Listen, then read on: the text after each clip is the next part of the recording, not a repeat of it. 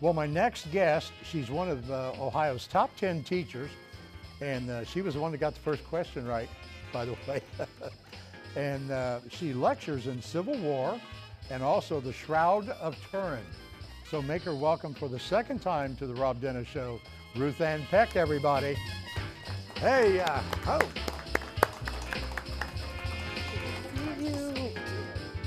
You've got a lovely smile. Oh, thank you. Hey, RuthAnn. Hey, glad to have you back. It's always had the guest back on the show. That means they wanted to come back. I didn't threaten you in any way. Said you had to come back or nothing, right? Okay. So we were talking on the phone, and one of my favorite subjects is the Shroud of Turin. And years ago, Life magazine did a whole spread on the Shroud of Turin. I mean, it had to be late 70s or a long time ago, wasn't it? Yes, really the 60s or the 70s. Well, you know how big Life magazine Yeah. is. So I cut the picture out, and this is a full-size picture that I cut out.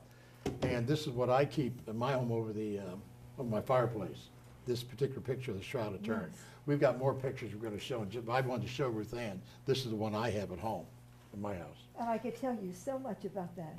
You can? Because do you know that the researchers found that there are coins on the eyes, the widow's mite are on the eyes, and they could see with their technology now, they could see the type of coin that it is, that it had the current leader of the ruler from Rome that was there in Israel. It was on that, and it's on. At that particular time, the coins they were using in Israel? And they only used them for 7 years, but they're on the eyes of the man on the shroud.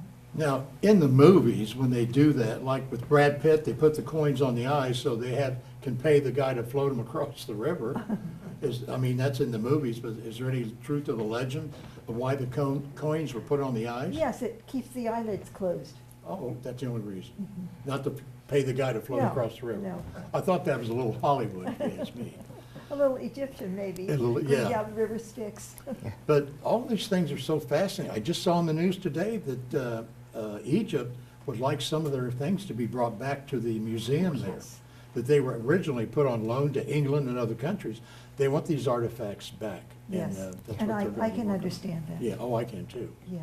But the Shroud of Turin has been real and fascinating for years of discussions. And I've seen several shows where they took a little piece of thread and did the carbon test. But then one doctor said, well, in this one church where it was hid, they had a fire which would change the date of the carbon test. Am I right? I don't know about that, but I do know all about the carbon. Matter of fact, I've made a lifelong study. I've been studying the shroud and speaking about it since 1965. And I just wrote a book. Finally, everyone said, you've got to write about this. I wrote a book, and it's in the hands of a publisher right now, but it's one of the most prominent religious publishers in America, and I'm waiting to see, but they've had it for 7 months, so I'm hoping they're going to keep it. Well, it's a subject that, everybody's fascinated It's with, the most fascinating piece of cloth in the world.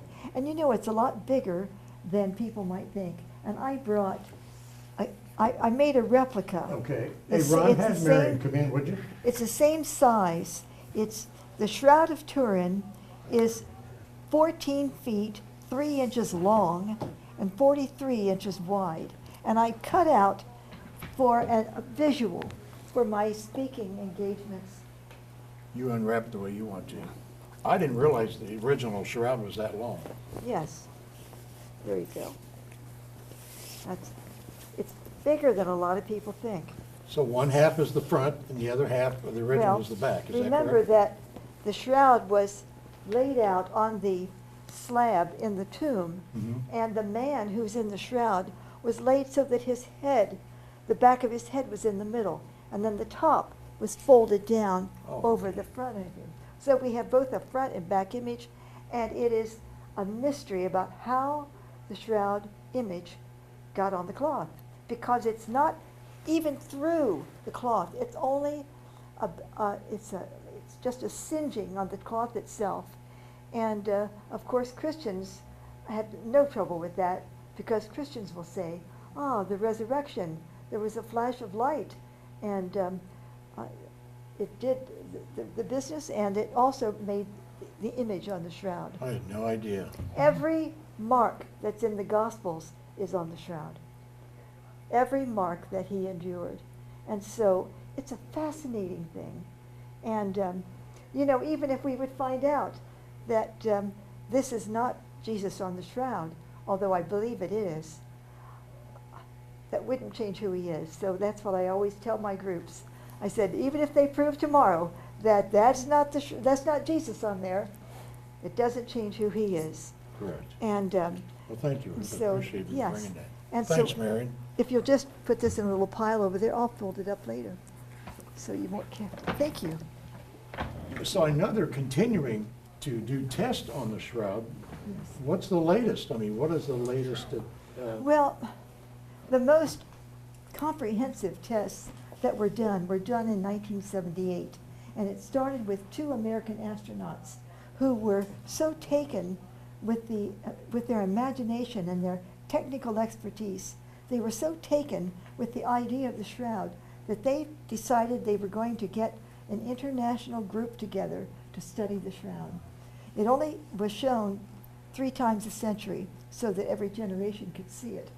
It was found, to begin with, it was first seen in Edessa, Greece in the 600s, and then when Constantine and that was right near Constantinople. Constantine, the great Christian emperor, the first Christian emperor, he took everything that the church owned and took it to Constantinople, which he wanted that to replace Rome as the center of the Christian church. And it is absolutely fascinating. And I was so pleased that I just finished reading the great book that's on the number 2 on the list, Killing Jesus, by Bill O'Reilly. And everything that I learned about the shroud is in there. The T-cross, the scourging that was illegal. It's absolutely fascinating. Bill O'Reilly's had quite a few hits, hasn't he, on the bestseller list? Yes, he has. And he said that's his most proud book he's done, is The Shroud. Yeah. Is Well, Killing Jesus. Yes. I mean, Killing Jesus. Yeah. I didn't read Killing Kennedy, but I read Killing Lincoln. It's got and great that was good reviews. too. It's still in the top 20. Yes. It's still. I mean, But I think Killing Jesus is, because there's so much history, he included so much history from the era that affected Jerusalem and the crucifixion. So, Well, there's a lot of ministers out there, and I've talked about this. One of my favorite ministers is Bishop Jakes, like Bishop Jakes. And there was a guy called Dr. Fred Price, and there's a guy who's on TBN, and he always preaches from the Israel. And I can't think of his name. Perry Stone. And I've always believed, when I found out that Dr. Price and Bishop Stone had a master's degree in Greek theology as well as the Jewish law. And to understand the scripture, you have to know how they lived and what their rules were. And it makes it very interesting when someone's lecturing that knows, that understands Greek law, Greek writing, and the laws of the time that Christ walked the earth, because it played an important part. absolutely.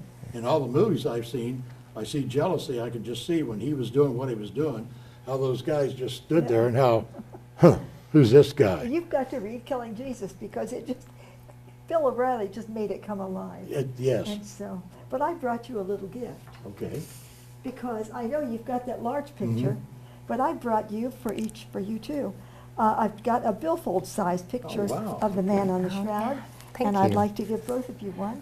I always gave each person in my audience, I've given out thousands of those because I've spoken so often to groups about the shroud, and I love doing it. And I did it for free because it was so fascinating. Oh, it is? It still is? Yes, it is. But, you know, in all reality, if they can prove that that is not Christ himself, he said, I've created all man in my image. So that's his image. What's the difference? It's still his image, Yeah, that's you know? right. Thank you, I appreciate that. When that book comes out, you gotta call me. Okay. because you need to hold that book up, and we'll talk about that book. Okay. Ruth, everybody. RuthAnn Peck. Fascinating.